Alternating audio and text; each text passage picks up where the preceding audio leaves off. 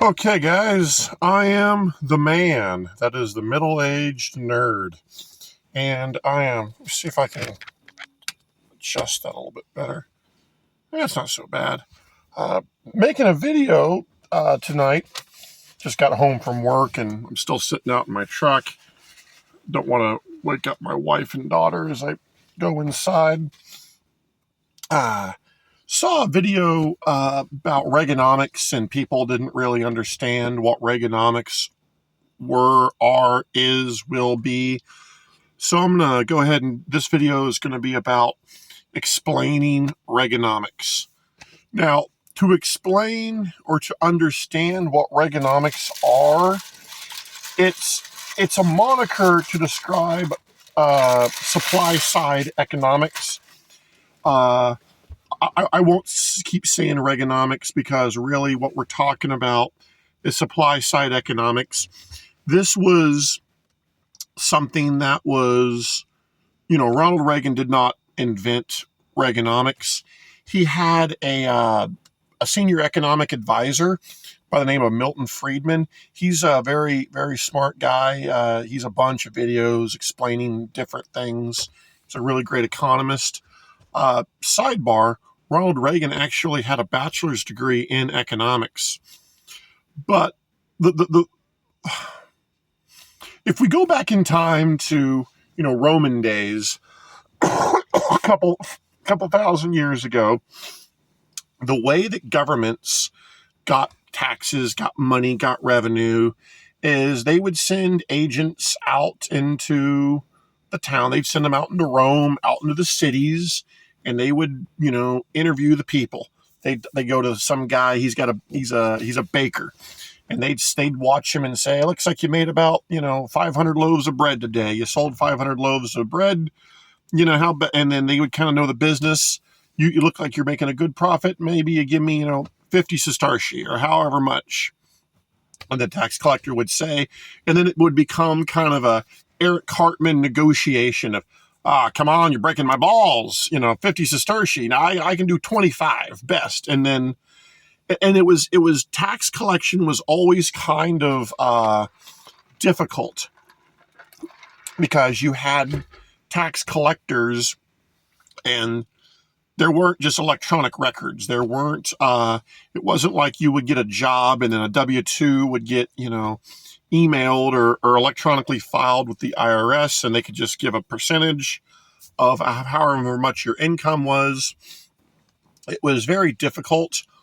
Something that emperors and kings of old didn't really understand was during periods of economic turmoil or a lot of warfare, a lot of famine, anytime that stuff wasn't going right, kings and emperors and queens and empresses would just raise taxes. They'd say, well, we gotta have more money because we gotta pay the army and we gotta build a wall, or we gotta feed the poor, whatever the program would be.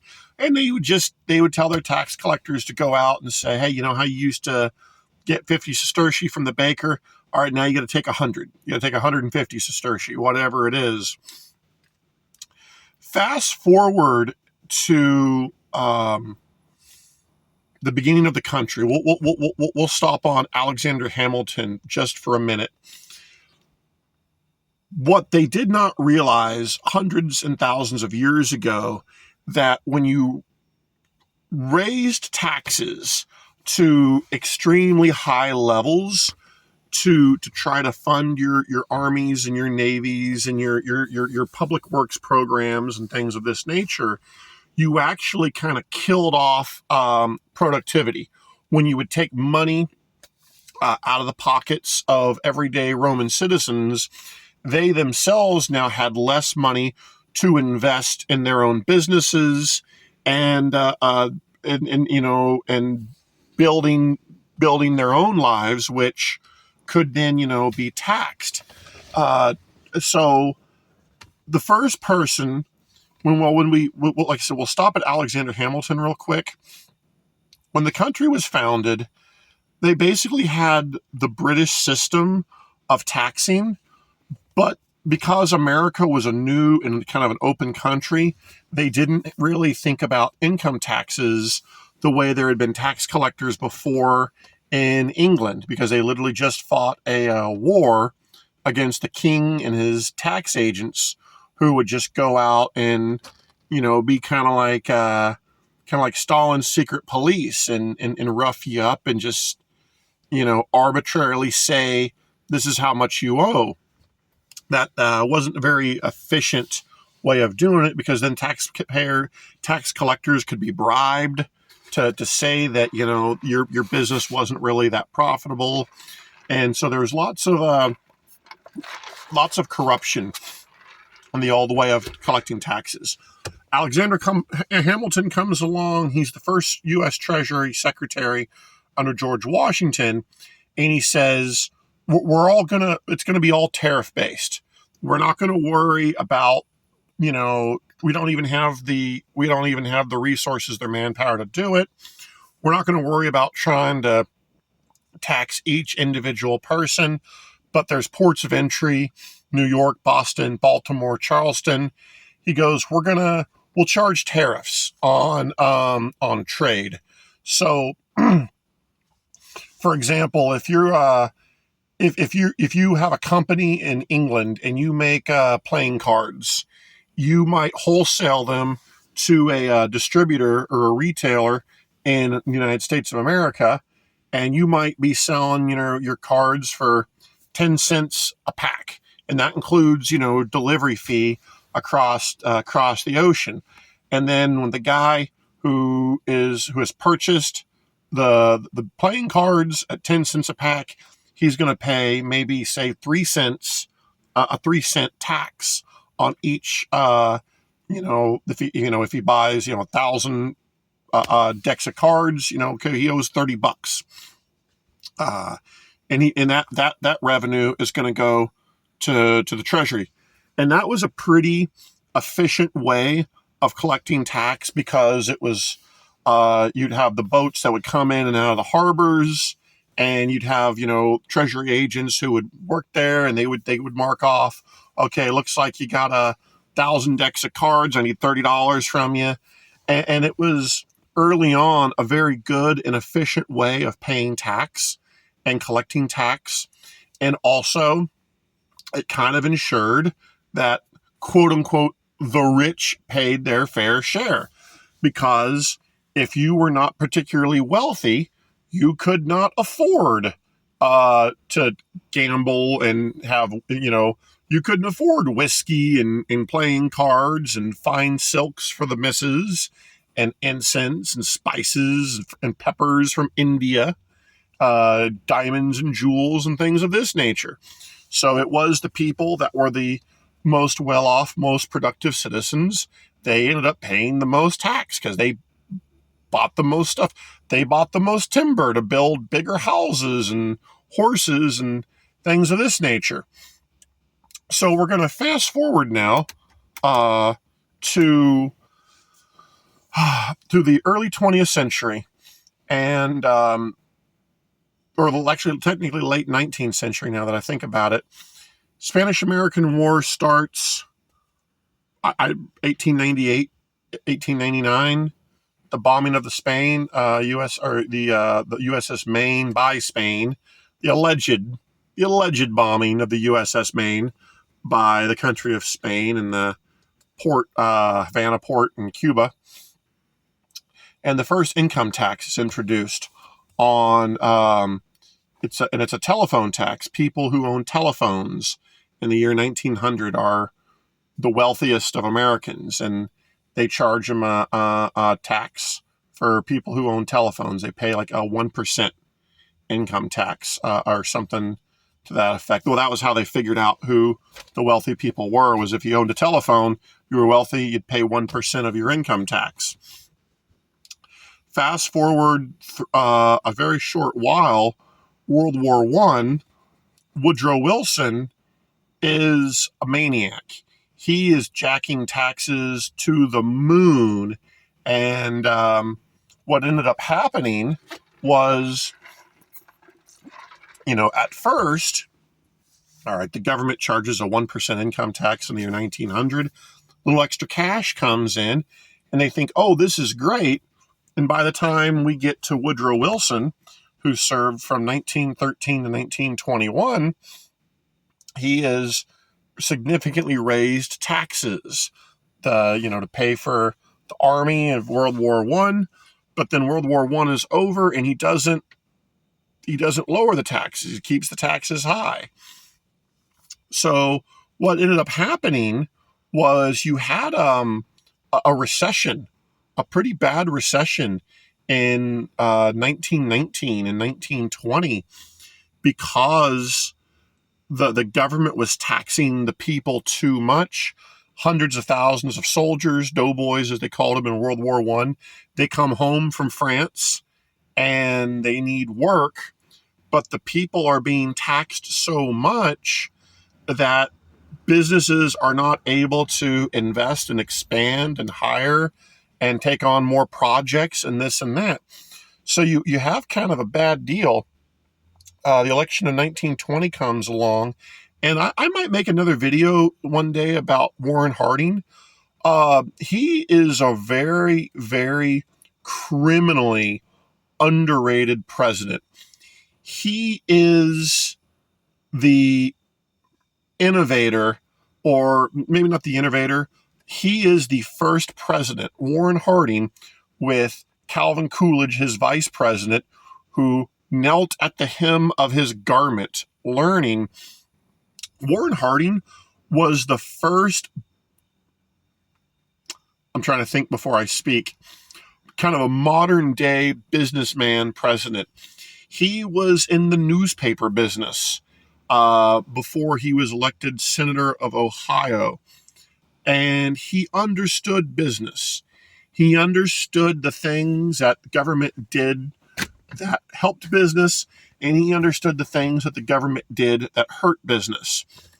Warren Harding gets elected, and I can't remember if it was a landslide, but he soundly defeated whoever the opponent was in 1920. Wilson left on very, very bad terms with the American people. He had had a stroke and was pretty much decrepit in the last several months of his administration. His wife basically acted like, she was basically the kind of like Jill Biden was the acting president for Joe Biden, and they lied to the media and kept it hidden from the people that Woodrow Wilson was basically a vegetable for like the last. Some people say 2 months, some people say 2 years. I split the difference and say the last year of his administration. He had a bad stroke and was a vegetable, and his wife was kind of running the show without with either the complicity of the media, or the media were most likely being duped by the White House. But anywho, Warren Harding and Calvin Coolidge basically had this idea of the government that does most does least. And what that really meant was Warren Harding, elected in 1920, was the first president who kind of understood if Washington takes $100 in tax from a citizen, say in Oklahoma. I live in Tulsa. So let's say the government takes the Treasury in Washington takes $100 from me. There is a middleman cost. That $100 doesn't feed back out into the economy somewhere else.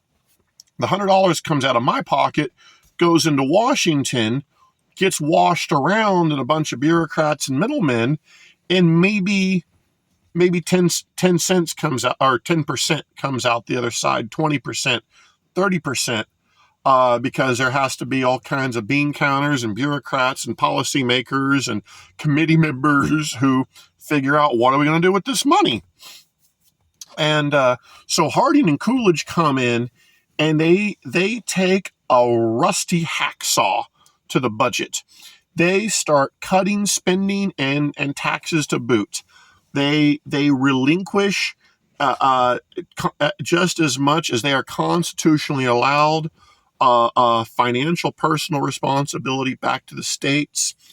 There's an instance where there was a bill before Congress to build a bridge in Tennessee, I think it was, Tennessee or Kentucky. Please understand, loyal fans of the middle-aged nerd, I don't do any research beforehand. This is just all going off of memory. I don't look stuff up. I'd like you to feel like I'm just going off, just talking off the top of my head of what I know. But there was a bill that went through Congress, and it was actually a Republican-favored bill to allot some tax money to build, like I said, it was like build a bridge, and Harding vetoed it. He said, listen, because they said they listed all the reasons. Well, it's going to create jobs. And then once the bridge is built, people will be able to use the bridge and it'll make the community better and da-da-da-da-da. And Warren Harding, kind of his old timey homespun wisdom said, if the people of Tennessee want to build a bridge, then that's their business. But I'm not going to take $100 of tax from the good people of Oklahoma to then turn around and give $20 in actual economic output to the people of Tennessee. He said that's not fair. It's not fair for the federal government to play favorites in such a way.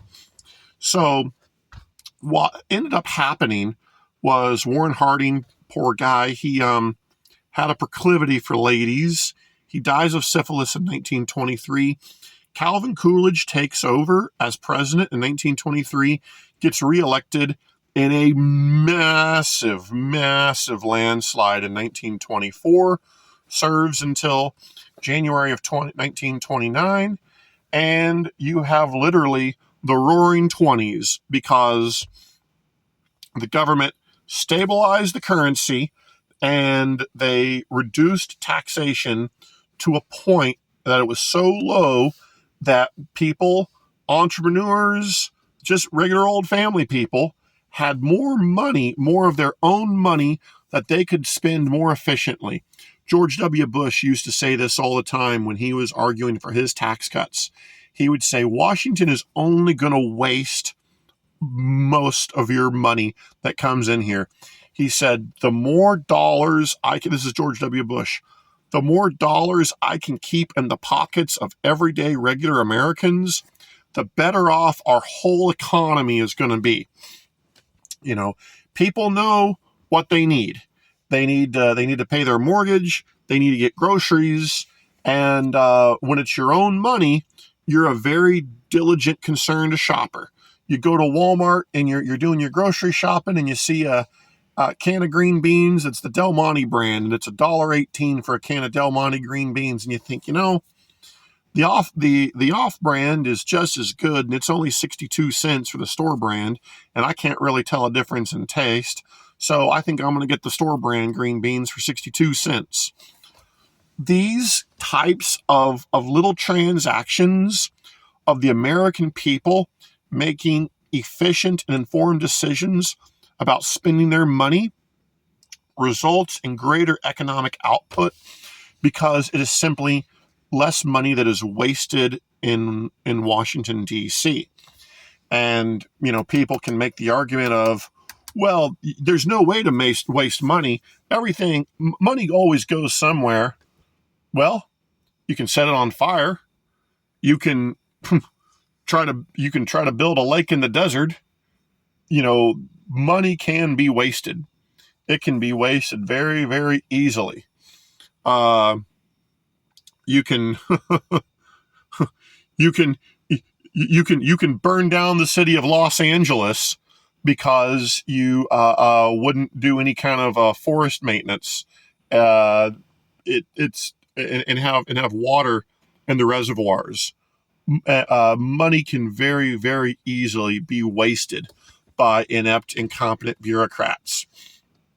So in the 1920s, and I should do another video on the 20s, but basically you have a policy of, not the official policy wasn't called this, but the way that Harding and Coolidge governed earned the moniker laissez-faire, just lazy government.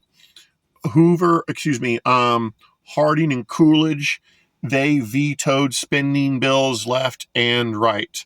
They were bound and determined to not waste money.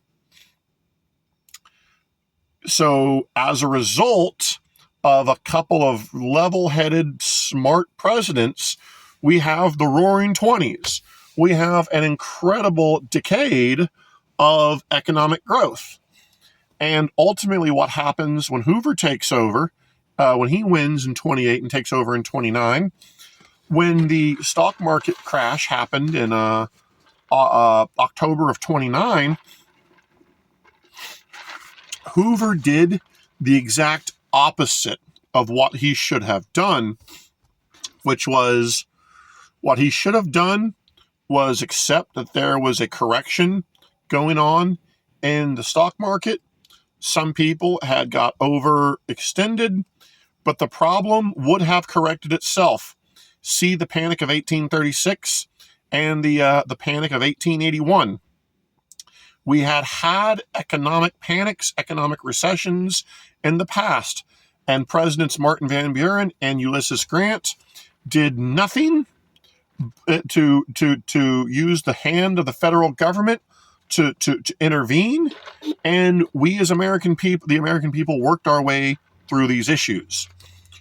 Herbert Hoover passed the Smoot-Hawley tariff, figured they could tax other countries out of our economic problems that resulted in counter tariffs. By the time Herbert Hoover realized the folly of his administration and tried to cut the tariffs and tried to cut the taxes, the Republicans had already been soundly beaten in the 1930 midterms. And since the Democrats, who now controlled the Congress, smelled blood in the water, they figured their man Roosevelt would win in 32. They would not do anything to help the American people. Sound familiar? Because their guy was going to win. Roosevelt was way up in the polling over Herbert Hoover. The Great Recession had been 100% blamed on Hoover, though he only deserved some of the blame, not all of it. Franklin Roosevelt comes in, and he is just an evil son of a bitch. And I could do a whole other video on Franklin Roosevelt. But basically, every dumbass, boneheaded idea about taxation and tariffs and government control over people's lives that Wilson had, FDR took it to the 10th degree. And if it wasn't for the icy hand of death himself, FDR would probably still be president. And as a result, you had a good 20-year stretch of what's known as the Great Depression. 1930s, the 1940s, pitiful economic times for this country, all because FDR was stupid. He married his cousin and bred with her, and he had some very, very stupid kids. You should look into him. Franklin Delano Roosevelt was a monster.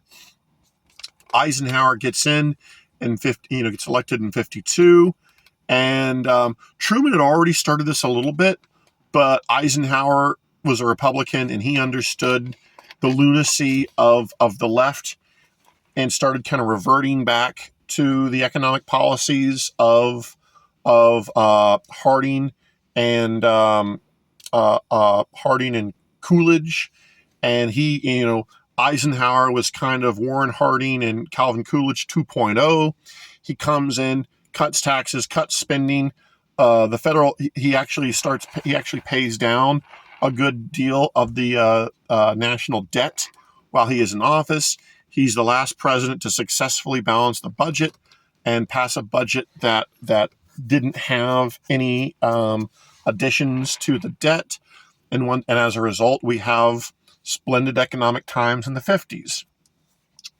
So you go through the 60s. Kennedy was pretty much, in terms of his economic policy, Kennedy was basically a Republican, but disguised as a Democrat. he cut taxes and wasn't really nuts.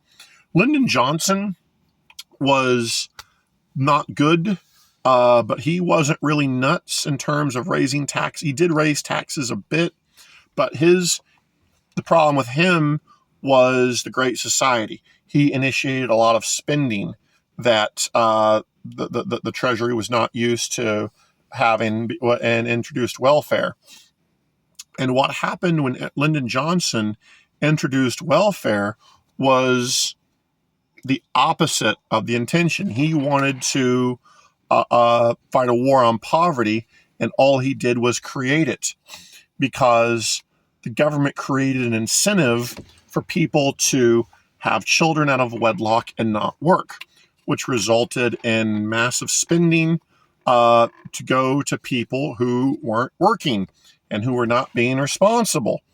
Nixon inherits this problem, and he basically is of like mind economically, Nixon and Ford, of Eisenhower and Harding and Coolidge, but the Democrats have the Senate at this time, and the House kind of ping-ponged back and forth, but the Democrats were now much more left-wing than they had been in Eisenhower's day. Nixon and Ford were not. I have to look it up. I think they were able to cut taxes a little bit, weren't able to do much about spending. So we ended up getting bad inflation, 1975, 1976. Kind of all these issues of the Treasury Department in Washington being irresponsible kind of compounded. 1976 comes along, the election between Ford and Carter. It's close, not quite, 2000 Bush Gore close, but it's pretty damn close. Ford should have won, but he had pardoned Nixon, and the economy was not in terribly great shape, and he had made a couple of unfortunate gaffes, like saying Poland was in the West when it in fact was a bloc country under the control of the Soviet Union at the time. But he was a much better president than Jimmy Carter. Jimmy Carter came in 77, and he was a good man. As rock rib Republican as I am, I have a real soft spot in my heart for Jimmy Carter, because he was a really, really good man. He was a good Christian man. He was dutiful and loving to his wife and his children and to his nation. And I believe that's why God blessed him with so many long years of marriage and good health. Jimmy Carter did he put his money where his mouth was. He built a lot of houses on his own nickel and on his own time after he was president. He really did believe in helping the poor. He just went about it all wrong. Everything Jimmy Carter did that he thought was helping America ended up doing the opposite. Grandpa always used to say, the road to hell is paved with good intentions. So we're going to fast forward now. Now we're coming up to 1980. And Ronald Reagan, he's not doing anything new. He's saying, hey, Washington has once again been irresponsible with your money. If you vote for me, I'm going to cut taxes, and as best I can, I'm going to cut spending, and I'm going to leave more dollars in the pockets of everyday Americans. Because Carter had been such a disaster, Reagan shellacks him in 1980, and he does exactly what he says he's going to do. When I was born in January of 1931, Dutchhead was just in the midst of getting his second round of massive tax cuts through, and it took a while, but in 1983, there was a massive spike in GDP. We started seeing that, oh my God, you cut taxes and you leave more money in the pockets of everyday Americans, and by golly, they spend it more efficiently, and thereby they produce jobs, they build businesses, they create things. Reagan didn't do, like I said, Reagan didn't do anything new. He was kind of the right guy at the right time. And because he was so successful with his policies, he was successful. The Democrats were Reagan won so big in 80 and 84, and then George Bush in 88. The Democrats were pretty powerless in the 80s to get much of what they wanted done in the Congress. So they kind of had to go along with Dutch. Now, Reagan was while he's cutting taxes on one hand, he is also trying to defeat the Soviets. He's fighting a damn Cold War. Now, everything bad you've ever heard about Ronald Reagan, about Reaganomics, about how his policies created massive debt, we were already massively in debt. But it is a miracle of modern economics that he was able to cut taxes on one hand, which stimulated the economy, and he was also able to spend the Russians into oblivion. Because you would think these two things don't, if you cut taxes, you have to cut spending. No, we had so much economic growth in the 1980s that went into the 1990s, that went into the 2000s. We had a 25-year run of just success and blue skies. When we had the housing hiccup in 2008, Obama takes over. The good thing I'll say about Obama is he could have been a lot worse.